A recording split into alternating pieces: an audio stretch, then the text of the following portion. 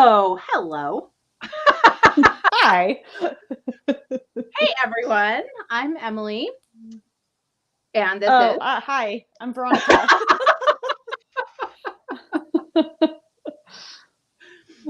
Welcome to the Witch Next Door chat. I'm going to take a pause here and just pull up the Facebook group. So if anybody's tuning in from the Facebook group, I can see your comments. Oh, there I am in stereo. Put that on over here so I can keep an eye on it. So Veronica and I are here today to chat with y'all. And that's going to include opening the floor for questions. So if you happen to listen to the Witch Next Door podcast, then you're probably familiar with us and our wacky ways. And maybe you found yourself listening to the podcast and being like, I want to tune in here and say this. Oh, I wish I could ask this question. Or maybe you haven't, and you're here going, this is interesting. Now I want to ask a question, whatever it might be. We're here. We have some stuff we want to talk about. And we actually did get a question from somebody that we will be answering, but the floor is also open. So please say hello. Let us know if there's anything you want us to talk about. Hey, Catherine, good to see you here. But before we launch into all of that, I just want to share that Veronica and I hopped on here a few minutes beforehand, and we're getting all set up, right, ready to go. And Veronica was saying something about a mirror. Well, she was calling the window a mirror, right? Yeah, I don't know why. I was like, oh, my mirror. But literally, she is saying that as I'm pulling a card, and the card I pulled was Glamour, looking into a mirror. And it says, into this mirror, I now see the realms of possibility. Can you see possibility through your window? I don't know. Not usually. No. It's too opaque. Yeah, exactly. But then what's so funny is I pulled that card and then I grabbed the guidebook. And, I'm always telling everyone, don't grab your guidebook. But these are these weird magical spell cards that I don't know anything about. And I was like, Glamour, mirror. I wonder what this book's all about. Because I don't know that I've even worked with these. And I instantly turned to Glamour, to the page without I just, Yeah. Anyway. That's right. That was crazy. And then what happened, Veronica? And then I pulled a card and it was the star. And then I remembered I just most recently did a reading. I think it was the new moon reading. And there was a question about something that I needed to get over or something. It was more of something that I needed to stop doing. And then I had picked the star card. And so that just picking it right now was I remember thinking, this doesn't apply. Stop having hope, stop having good things. Why would I want that? That doesn't make any sense to me. Which is something that happens, right? How often do you have that thing where you ask a question, you pull a card, and then you're like, what? Hey, Elise. And so I was saying, sometimes it's good to look at what the flip meaning of that card is, even if it's not pulled reverse.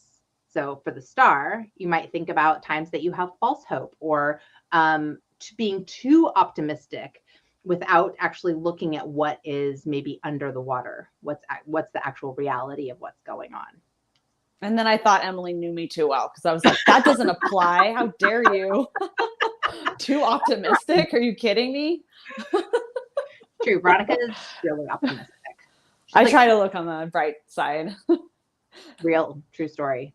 And I'm in the depths of everything, tortured, and Veronica's like, but what about this? And I'm like, I know, we're so funny. I was just talking to my husband about that last night. I was like, we're so different, and how we're attracted to each other, being best friends and doing this podcast together. It's so cool.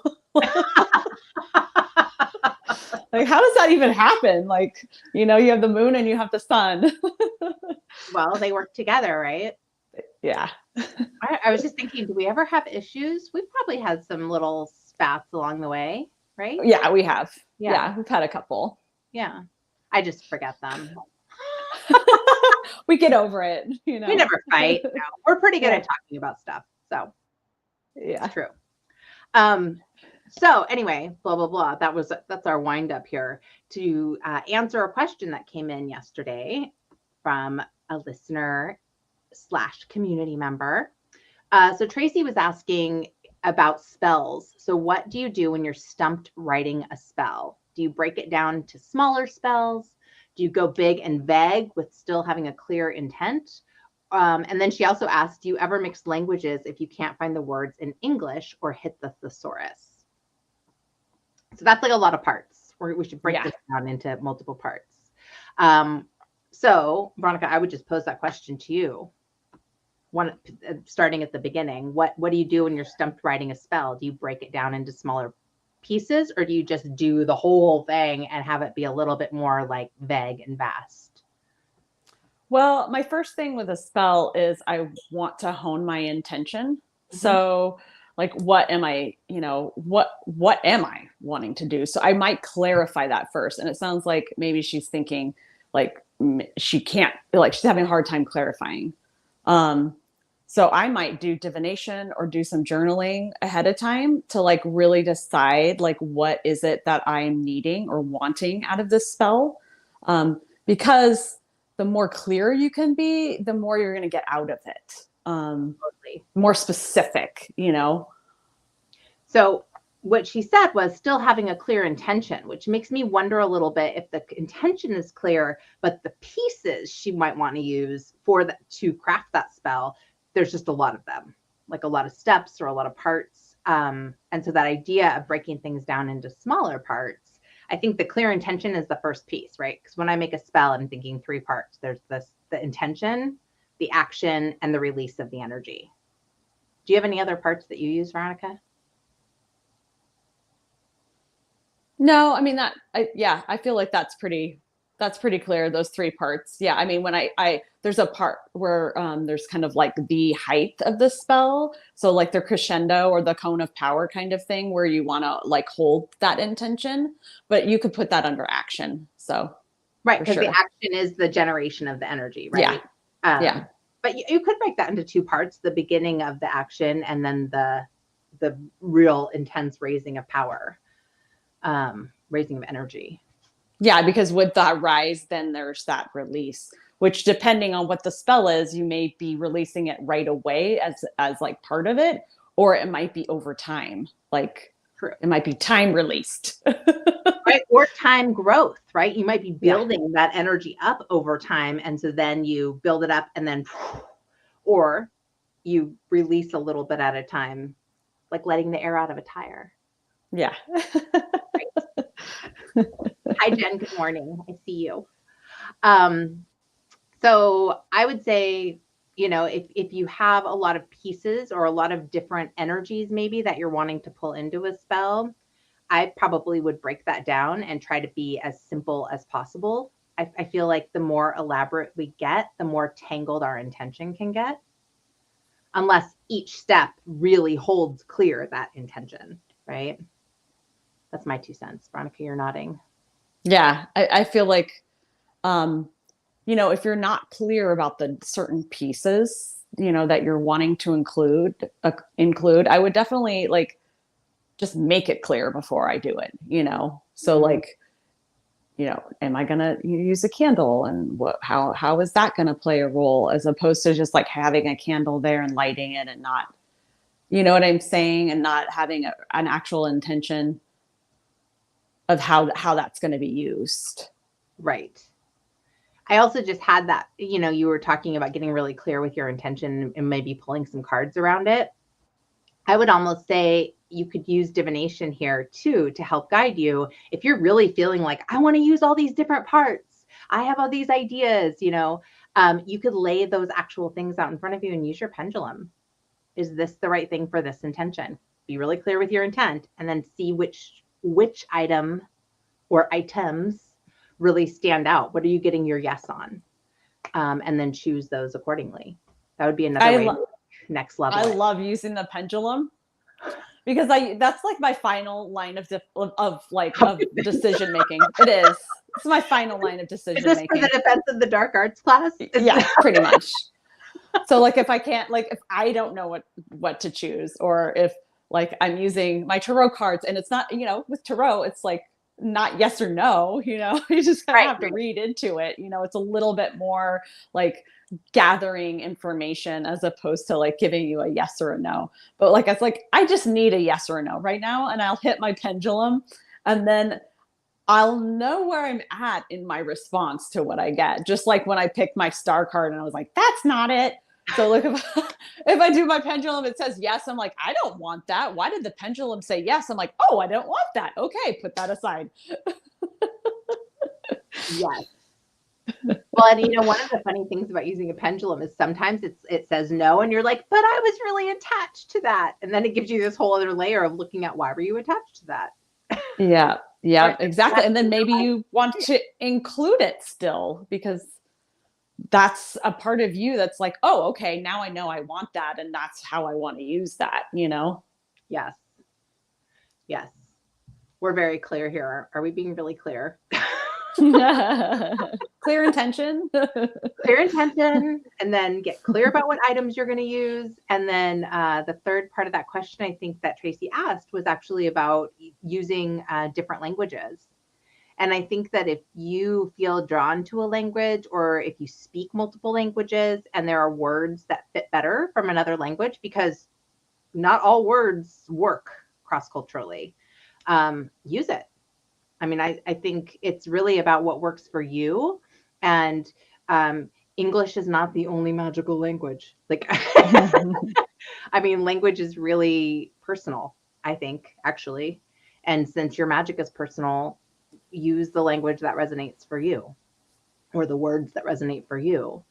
I, I, I think a big thing though is also, if it's a different language and you don't know what you're saying, Oh, I right. would not say it. Because Yeah. just, you don't know what you're saying, and you're putting that out there in the universe. This is part of your spell. This is your intention. This is what you're wanting to weave. And if you think it just sounds pretty, then Yes. you don't know what it's actually you're really asking. So definitely, if it's another language and you're not familiar with what it is, I don't know, Google Translate, depending on the language. Just like being able to just really know what you're saying when you're saying it. That's interesting, Veronica, because it reminds me of when you were in, I think you were in yoga teacher training, and you were having to do chants, right? And I remember, didn't you ask your teacher, like, or say, I don't feel comfortable chanting in this other language when I don't know what this means? Yes, I Yeah. did. I felt really, and then I would even be a part of rituals, chanting rituals, and then like chant after chant. And I know it's all, it's yoga. These people are all coming from a good place. I mean, I knew it wasn't bad. It's not like putting out anything negative, but I also know that they sing about deities. And I Mhm. know that deities have different faces and they have different energies. And I have called on a deity and wish I hadn't before, and had some energy come around and smack me in the face. And so I definitely am like just a little cautious about like, what am I saying right now? Like, and so I would ask the teacher, like, what are we singing right now? Like, you know, I just so I know what I'm putting out there. Yeah, I think that's really valid, because words do have power. Names do have power. And so, circling back to that original question of using two languages, or more, if you speak those languages, if those words have meaning to you, and you know what their meaning is, then I think it's fine to, write a spell in multiple languages. This is just my opinion, of course. Um, just my opinion. You take it. And then as far as using a thesaurus, sure. If you're trying to find a meaning and you can't find the words not fitting that for that, thesauruses are, I use them all the time. I actually have one right here. Look, Do you actually open up a thesaurus? Webster's Wow. thesaurus, right here next to my desk. And then if that fails me, then I use Google. But Catherine says language and names do matter. This is a great discussion. Yes, I agree. I think language is really powerful, and it's one of our primary forms of communication. Obviously, there's many forms of communication, but If we're going to be speaking words, we have to have connection to those words. Yeah, and some of them sound so pretty. Like they sound really pretty, and you might be like, "Oh, I want to add this like blessing or whatever," and maybe it's in Gaelic, and you don't know what they're saying in Gaelic, or you're saying something, but it's like sounds so pretty. It's like, well, maybe look up what it's saying in Gaelic, and yes, maybe that's your heritage, and that holds a lot of power for you, and yes, you want to do that. Just like maybe just know what those words mean before you start saying them. Totally. I concur with your analysis.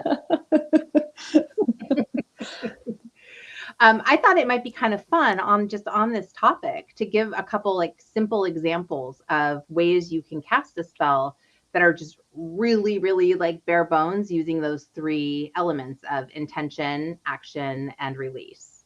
So I don't know, Veronica, if you have anything that pops into your mind as I say that. It's so funny because I went even way, way more simple than that, and like started with my most recent spell that I didn't know I was weaving, and I feel like we do that a lot when we talk about intention. Like I was looking at, do you remember? I mean, everybody who listens might or have already heard this story about my job, but I definitely was feeling like I needed something to shift in my job and started really clarifying what I needed, just like writing it down, talking to Emily, talking to my husband, talking to people, and just like, and started, writing a list and like all the stuff and like just clarifying. And then just found that it started happening. Mm-hmm. So like that first stage of intention with that I knew I actually had a whole idea of what spell I was going to do. I have this crazy book. It's a spell book, and it's like 5,000 spells. Like it's incredible.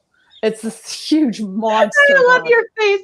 5,000 spells. Because I thought 5,000 was way better than 1,000. So duh. And it looks really cool sitting on the shelf. This like ginormous book of like 5,000 spells. I'm a cool witch, man. I got a huge spell book. Big old book. Yeah, I got a big old book. That makes me a better witch, doesn't it? There's 5,000 spells in here, not 1,000. Okay. So I actually was like, I'm going to look in here and see what this, and I had this whole plan of what I was going to do for this, manifesting the job that I was looking for. I was going to make this special herbal oil. Like these are the steps that I was going to take, and I had them all written down, and it started happening before I even put the pieces together. So I guess in that, if we were going to look at the three elements there of intention, action, and release, your intention became very clear. Part of your action was writing it down, talking about it. And then the release was, I think, the sending it out there of like actually starting to look at, well, what would my life look like? How could I, all of that. And maybe the talking about it too. So maybe those did double duty there. Yeah. Yeah, it wasn't this fancy, beautiful, like I was going to make an herbal oil and I had the candle figured out. I was going to order this stuff online and pick these herbs and soak the oil. And I was getting all into it, like I'm going to do this and the stones. And right. I didn't end up doing any of that. You have to. And I didn't have to. Sometimes spells are ready to make manifest. Like sometimes you start to put something out there and the universe is like, yes, this is the direction things are already headed. I believe that anyway. This is, again, my personal belief. There's some things that take a little more oomph to make happen. And then there's others that are primed and ready to become whatever they're becoming. Catherine says she has a 1,001 spells book. It's pretty good. Because 1,001 is better than 1,000. I love that. That's awesome.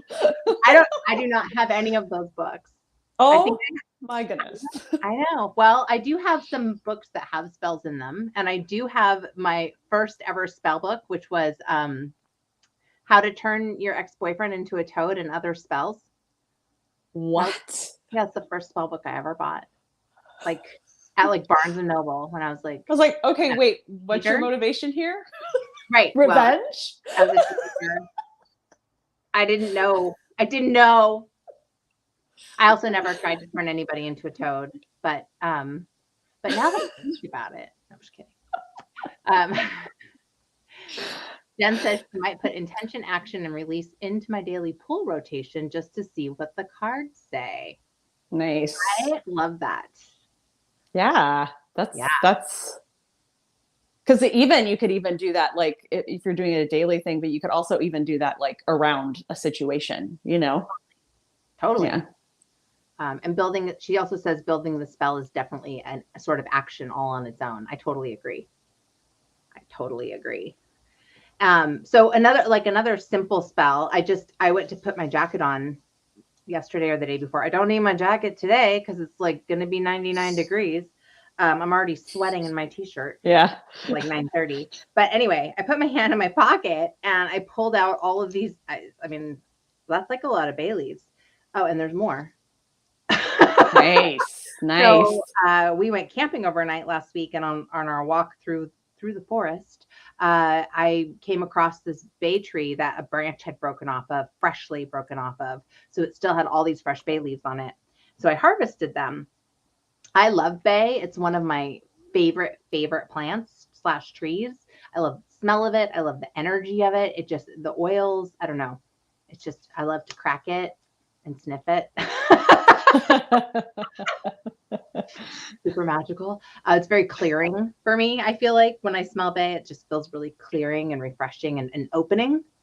So anyway, one of the things that I have used bay leaves for is to have an intention, create an intention, and then write that intention on the leaf. And as they get dry, these are pretty dry now because they were in my bucket for a week in this lovely heat wave we're having. But they get a little bit more crickly, crackly, and a little harder to write on, but you still totally can. And you can use a marker and write your intention on it or write a word on it. And then you can do multiple ones if your intention has multiple words, but then you can release them simply by burning them or burying them. Or some people throw them into a simmer pot and let the steam infuse the energy out into the universe. So that's like just a really simple, like almost kitchen witchin kind of jam that you can do. Really easy spell work. So that's another simple spell. I have lots of bay leaves. I'm going to have many spells. I can not crack them all up and smell them first. I love how you said like put it like with the steam. I love that idea. But as soon as I heard that though, I was like, oh, I want to put my face in it, you know, like and breathe in the steam. You could. Like, yeah. Inhale your intention into your body. Yeah, just like suck it up, you know. Just like let it envelop your whole being, like every single molecule. Open your pores and absorb it into your skin. Yeah. It's a great or idea. take a bath in it, you know. That sounds nice too. That's totally another way you could use it. Yeah. Again, it's in setting the intention, the action, writing it down, and then releasing it. And you could do that with paper too. I just happen to think bay leaves are pretty rad. And I don't know, anytime this is silly, but anytime I go out and harvest something and then utilize it in a magical way, it just feels like that much more magical because I feel more connected to the place that it came from, like the earth energy that it came from. Does that make sense? Oh yeah, for sure. Plus I'm all la la la, look, I'm a witch. I'm harvesting plants. I know, it's so funny. Like I had one of my landmates ask me the other day. He was like, "So, you know, do you know anywhere I could buy like dried bay leaves? I'm like making some beans, and I just want like bay like in my pot." And I was like, "Oh yeah, look around you." He's like, "What?" I'm like, "Just turn around, look around you." Like we are surrounded by bay trees here. Property is bay. Our whole property is filled with bay trees. And he was like ready to go to the supermarket and buy bay leaves. I mean, it's funny because it's like herbs are everywhere, plants are everywhere. And my husband was looking outside and he's like, should we rip this out? Because there's a plant that has taken over our patio. It's like popping up in all the cracks. So I'm like, no, that's oregano. He's like, what about this one? I'm like, that's parsley. Like, don't tear those up. Yeah, this is food. You're going to eat that later, dude. So, Yeah, exactly. That's going in our food. right. Just never Yeah. know, all around. Along the lines of spells, I'm remembering that I think I gave you a spell for solstice one year. Is that correct? I did. I think we talked about this actually in some podcast along the way. Because I talked about how you burned all the edges of the parchment and made it look Yeah. very old and fancy. And like there was a candle and there were herbs and it was in a fancy box and it was like the coolest present. Yeah, I think that was our winter solstice like gift giving podcast. Yes, yeah. I think you're right. And then you gave me honey in real time. That is true. You're like, oh, speaking of gifts, dun, dun, dun. Here's a gift of honey. Right. And I'm like, I have nothing. I wasn't prepared for this. No, but I feel like that spell was a time release spell. So I don't know, like we kind of touched on the idea of like time released. Wasn't it? I'm trying to like it was, yeah, you were supposed to say the thing that was on the paper. Set your intention, say the thing that was on the paper. It was an abundance spell, I think. It was for calling something in. And then you were supposed to light the candle every day as you said this thing and let it burn for, I don't remember how long, but it was to burn for a certain amount of time. And then, what the spell would be complete when you reached a certain number of days. That's, if I recall correctly, was what. Yeah, that's what. And then after that, you were supposed to bury it. Did you do that? You bury? Oh, good. No, I don't think I did. No, I'll tell you the truth right now in real time. I did that spell. That candle stopped burning. Okay. It was like one of those ones where like the wick burns and then the wax is too abundant for the wick. Yes. So I was like, oh. So, I could take that as it was done. Like it did its job. I told you, but I think I felt sheepish. Veronica made this beautiful spell for me and I love it so much and I did it and yeah, and then it stopped after whatever day 10, day 15 or whatever, and then it's like, okay, well then it's done. So yeah, then I would say, okay, well it's done. You know what? I know where that candle is because I didn't throw it away because it felt weird to throw it away. So it's up in the cupboard above my fridge with the cat. You still have it? How many years later? A lot of years later. Like, wow. 15 years later? Yeah, so a fun project would be to dig out all of that wax. Would that be a fun project? Yeah, that would be so fun. And then you could like melt all your wax down and make a new candle. Just saying, anyways. The holidays are coming. They're right around the corner. That is definitely a project. I did that this last solstice, and it is a project. I've done that. I did that not this last solstice, but the solstice before. I used old beeswax candles and new beeswax and melded them together. Yes. Yeah. So anyway, we're off track again. There we go. Spells. This is what it's like to hang out with Veronica and I. We have many conversations. We can be on the phone for hours and hours and hours. Yeah. Jen says, if you bury it, I wonder if you'll suddenly feel more completion for whatever you called in. I couldn't tell you what I called in because it was 15 years ago. It was a long, I don't know, it was 15, but it was pretty long. It was. Yeah. It was before I lived in this house, and I've lived in this house for 12 years. No, yes, you're 12 years. Kidding me. It was when I lived in that little tiny house. That was when I got it. Wow. Okay. Wow. That just blows my mind. Dude, we've been doing circle for 18 years. Yeah. This time just keeps going. Keeps moving on. She melts down all the old wax for more candles. I use a lot of candles too. I've started using like mostly though tea lights, and then there's not a lot of wax left. But on the bigger ones, I definitely save those, or the ones that come in like these kind. Oh yeah. They burn all the way down. I have so many candles where there's just a little bit, because it stops, Right. And I just like save it all. And I still have like piles just from solstice to now. And I'm like, okay, I'm saving them. And at some point I'll get that project and, do that. But it's like also like we use candles a lot in spells. Like I feel like every single time I light a candle, I'm feeling like the intention is to set sacred space. Totally. So yeah. Totally. I lit a candle right now before we started. Yep. Just in honor of this space. I definitely do that. I do that when I'm working too, when I'm psychotherapy working. I light a candle in my office as the day begins and I blow it out at the end just to signify that creation of space. Not really a spell, but just, candles. You Yeah. can use So all kinds of ways. is setting sacred space a spell, or is that different? Setting an intention. I don't know the answer to that And question. the action, you're lighting the candle. Ooh, and then you're and the releasing release, it at the end.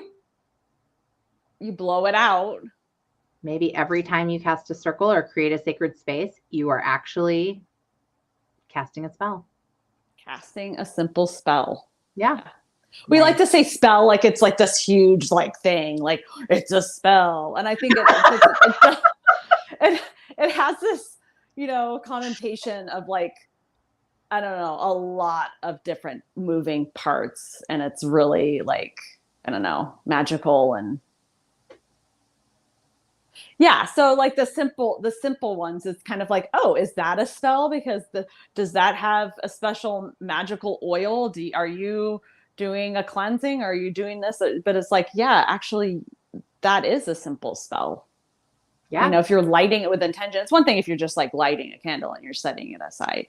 But like a lot of times I'll light a candle when, someone has passed.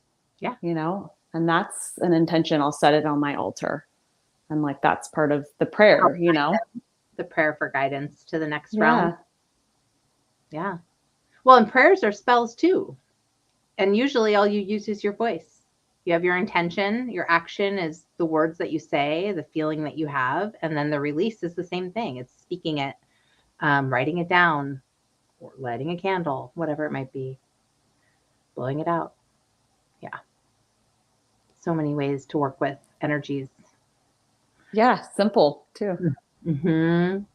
Catherine says she cleans and refills all the glasses for the candles. And I do the same thing. I have actually a whole cupboard full of empty jars that need melting to get the remnants out and then refilling. Yeah.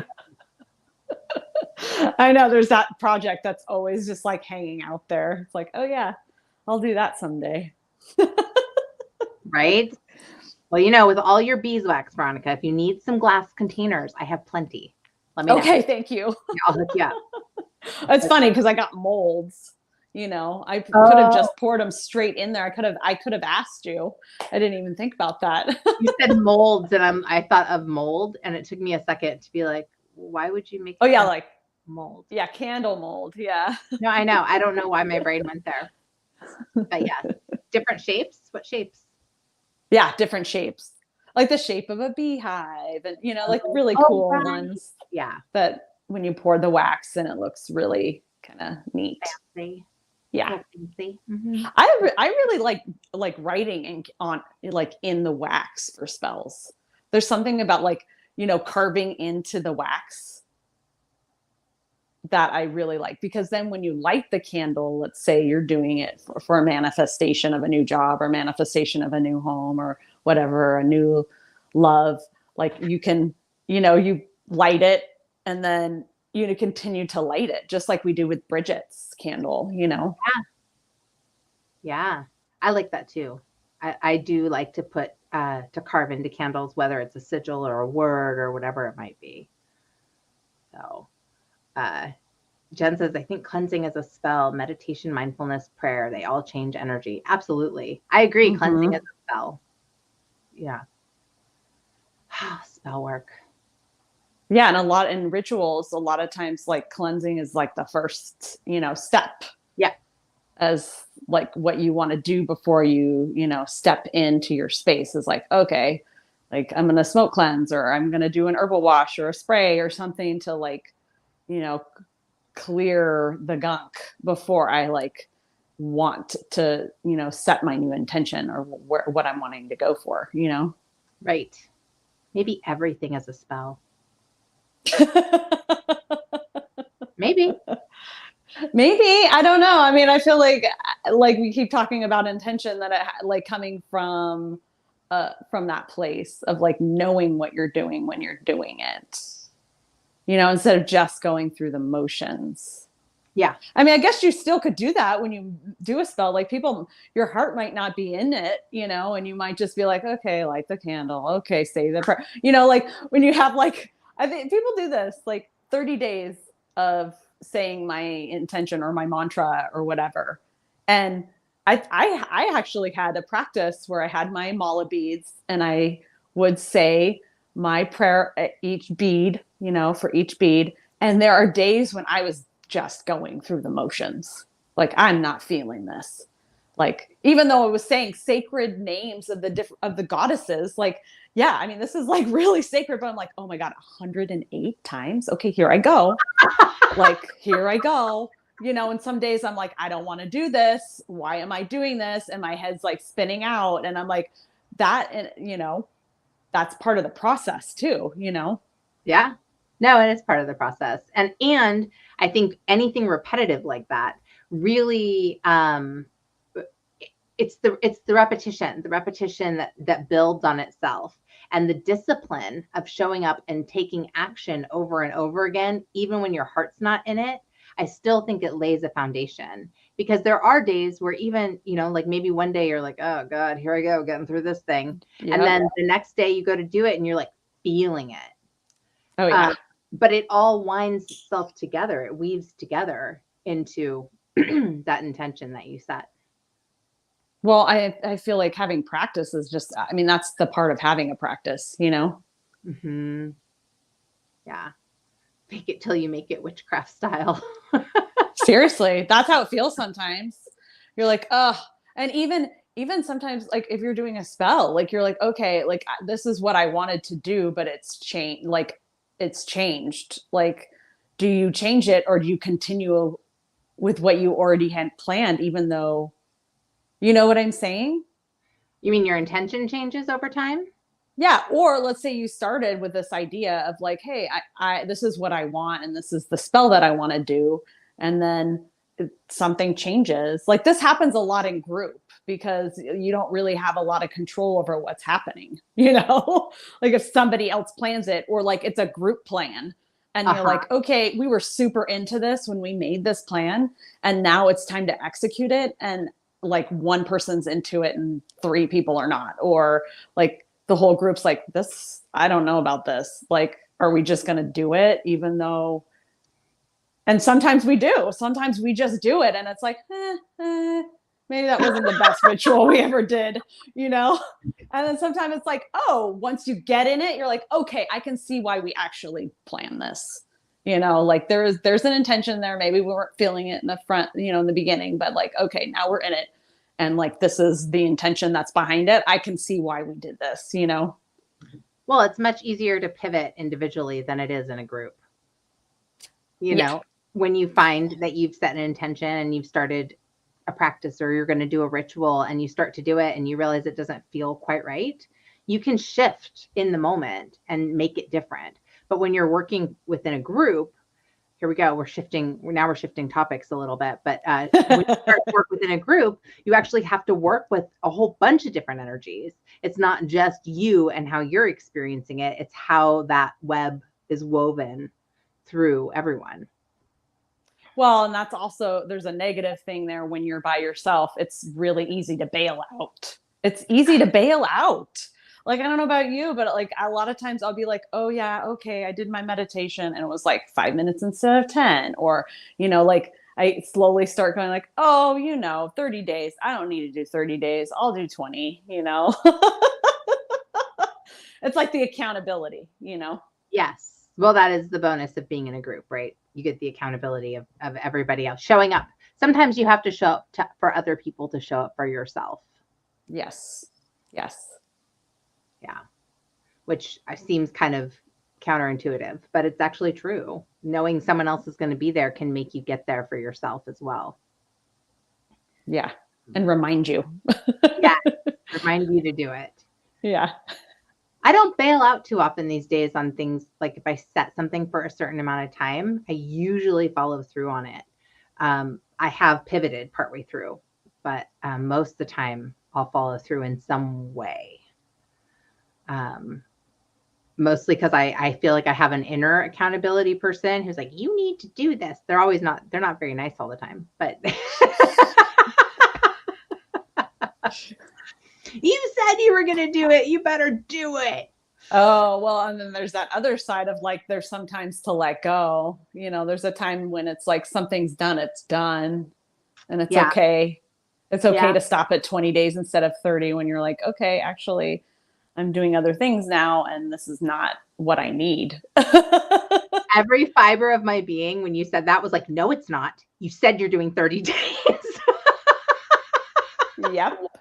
I've many times, like, and I've tried to give myself some freedom around that, but then there's the accountability of, yes, you can do 30 days. I mean, like, it also depends on what it is. Like, I'm also thinking about, I've done a lot of different cleanses where it's like, it's a 10-day cleanse. Yeah. And I'll bail out on like day 6 or 7 because I'm like, I'm not feeling great right now. Like, this is not really good for me right now. Like I was feeling it.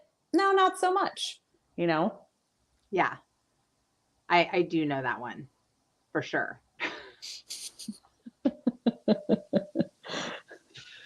Well, we're just yammering away here, and I just wonder if anybody who's here has any questions that they would like to ask or anything they'd like to throw into the pot that you'd like to hear about in this little remaining chunk of time.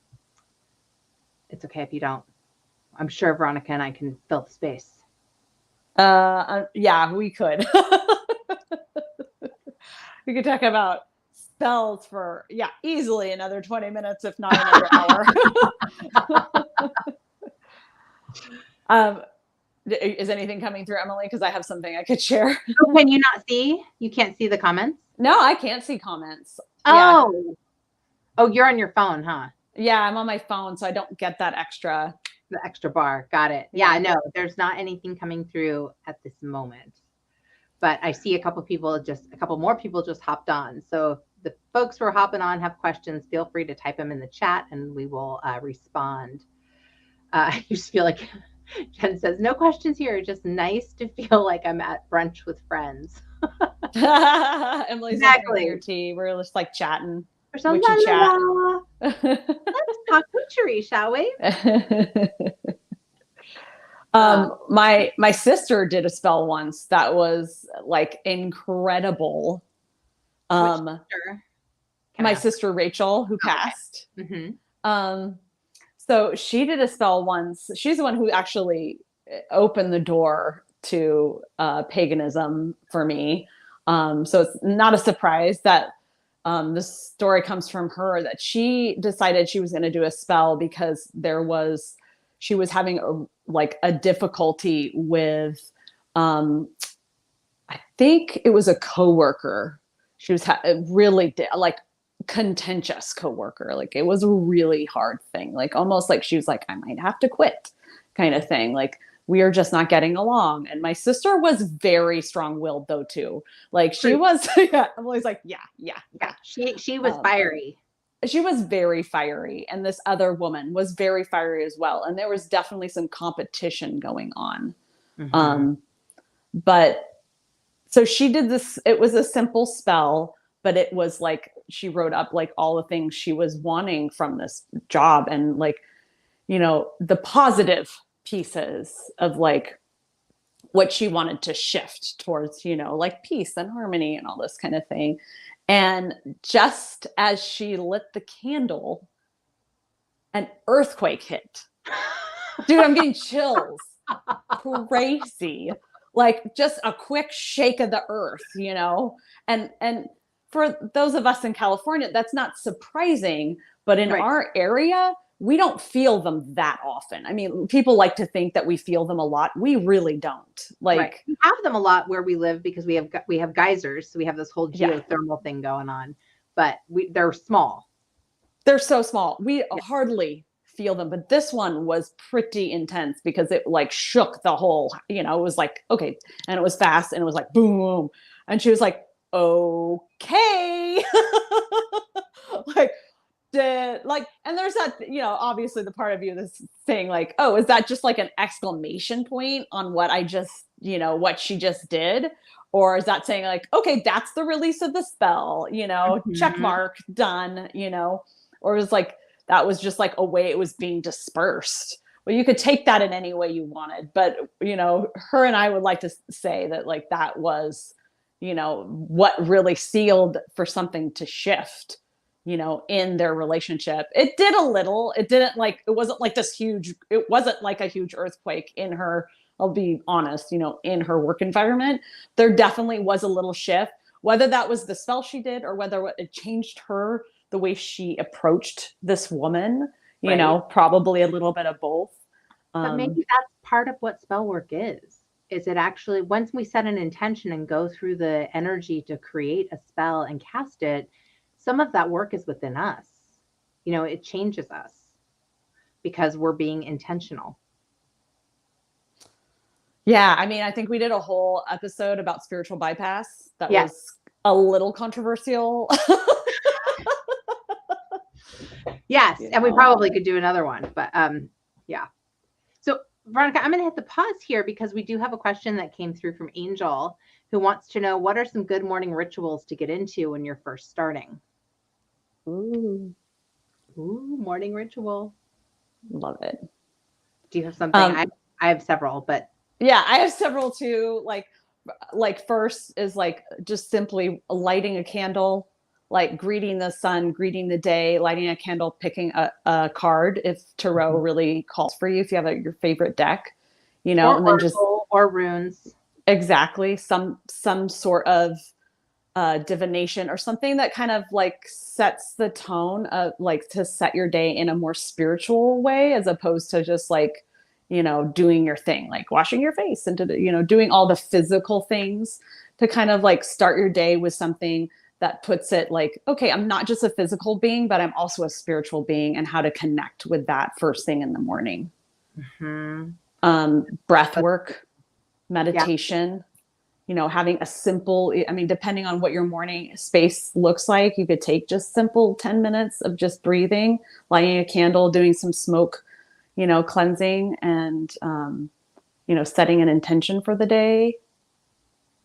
One of my favorites that I was introduced to some time ago is setting an intention for the day and stirring it into your morning beverage.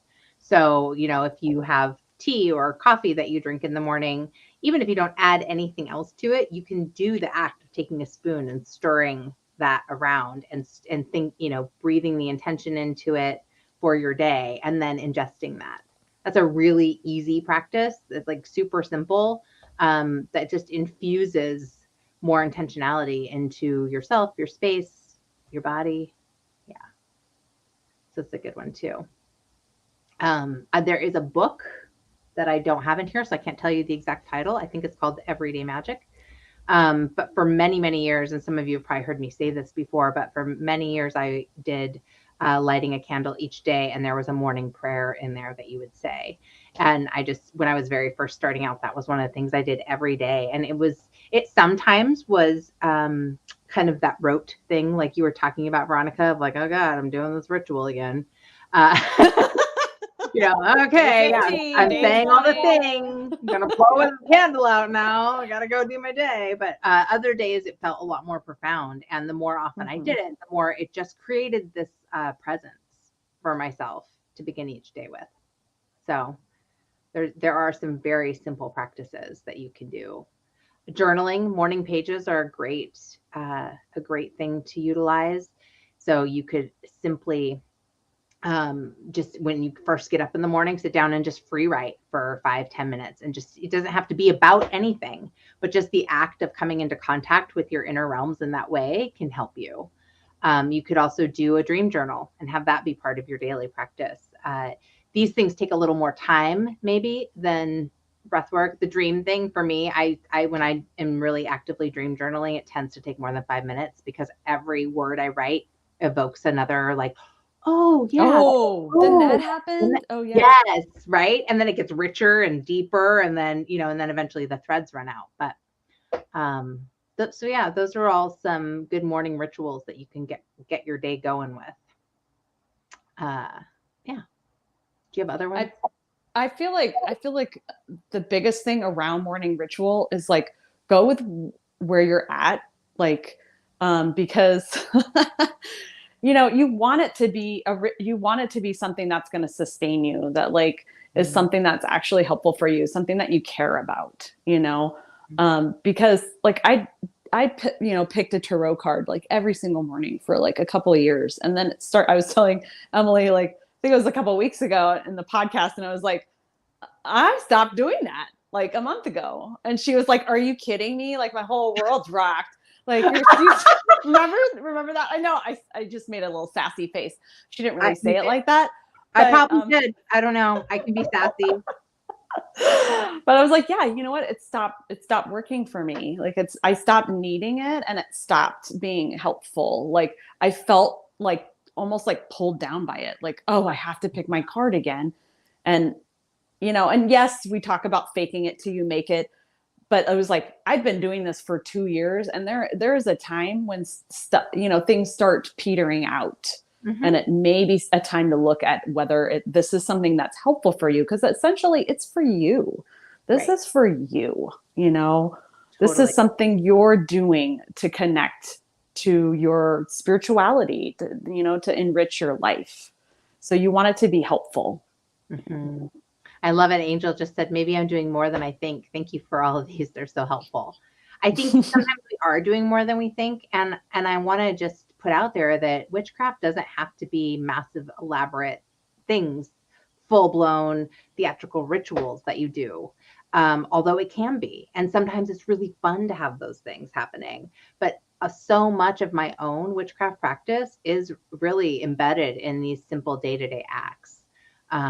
The simplicity of smoke clearing, or taking the time to intentionally spray myself down, or take deep breaths and do some type of clearing when I need it, or in between clients, or whatever it might be. That is part of the fabric of my day to day. It's not huge and elaborate and complicated. And yet I'm all down for getting all dressed up and doing the whole costume thing, and having a big, elaborate way that you create sacred space and a powerful ritual that has all these tools and pieces and props. Like, I'm super into that, but it's not as frequent in my practice as some of these other simple things. So, Yeah. yeah. Catherine says, I appreciate that I get to choose my path and rituals. Really, really appreciate my practice does not have to adhere to strict rules. Yeah, I mean, there are some groups within like Wiccan traditions, that have more strict kind of codes, and this is how you do things. Um, my personal witchcraft is, although it has elements of Wicca in it, it's definitely more rooted in energetic practices that have to do with cycles and seasons and earth energies. And I think that's when it resonates for you and is in the frequency of your self, of your spirit, that's when you're really channeling your own magic through you. Well, and I feel like it feels right, and it feels like it's integrated in your everyday. It's not like it's something separate from you, like, Right. oh, I have to take this time and separate, because most of us live pretty fast-paced lives. Maybe it's not fast-paced, but maybe you have a lot to do in a day, or you have a lot of people or animals you need to take care of, and like setting aside like an hour or 2 hours, like it seems like it just doesn't make any sense for you. And that just setting small little intentions, and doing your life that works for you, but it's keeping you connected to spirit, is it makes all the difference. Hmm. Absolutely. I agree with you. I agree with everything you say, Veronica, all day, every day, Mostly. mostly, except when I don't. Yeah, exactly. Yeah. I know how many times over the years that we have talked about, like, making sure that our spirituality is integrated in our life, that it's not separate, because when it starts being separate, it starts to feel like work, really. And then things Totally. drop off and you find, oh, I'm not practicing at all, or I'm not connecting. Really, when you say practicing, I'm not connecting, like I'm just doing my life and moving, going through the motions, getting things done, but I'm not connected. And it doesn't, like, what's the point right now? Well, and I know, one of the things about having a circle, a coven that we've been in for all of these years is that in those moments where we're feeling really disconnected from our own practices, there was always this sort of touchstone to come back to reconnect and to remind, oh yeah, I can tap into this. And so that is kind of the value in having a group outside of just, being left to your own devices. Because when I'm left to my own devices, let me tell you. Yeah, you can feel like you're floating around sometimes. You need an Sometimes, anchor. Yeah. totally. That being said, the longer I've practiced, the more embedded in my life my practices have become. And so, again, the more they're just part of my day to day that I don't necessarily, I don't know, it's my witchcraft is not separate from me. I am a witch. This is what I am. This is how I live. This is the lens I see the world through. And there are practices that live in me every single day, you know, just because. And it's funny Yeah. because, like, we think like you do it like every day and you're like, oh, I'll just stir this intention into my coffee. Whereas like an outside person looking in or hearing that might be like, that's strange. You know what I'm saying? Like we're just used to it and we're just kind of, oh, you light a candle for intention, or, Right. and that actually to some people is a strange concept, Yeah. which we're like, oh yeah, that's just like every day. Totally. I love that you're sitting here talking and you've got a rock in your hand and you're Yes. like, a lot. And I do this all day long. I've got all these different stones and I'll pick one up and just hold it while I'm moving through. Again, just another thing, like just as an example, it's just another thing. I don't even think about it. Sometimes I pick up rocks and just carry them around throughout the day as a touchstone for my ground without Yes. really thinking about, oh yeah, this is why I did this. I just do it because I know it's a thing that works. And so I've integrated that into just my reality. Um, so it's probably similar to like folks who pray a lot, maybe just saying a prayer and not really thinking about the way that they're doing it. That's just what you do because it's Mm-hmm. integrated into who you are. I don't know if that was a good example, but anyway, it's the one that came up. So we're getting here to the end of our hour, and I just want to check in one more time to make sure if anybody had any last questions or comments, they get the chance to ask them or speak them or type them. Um, whatever it might be.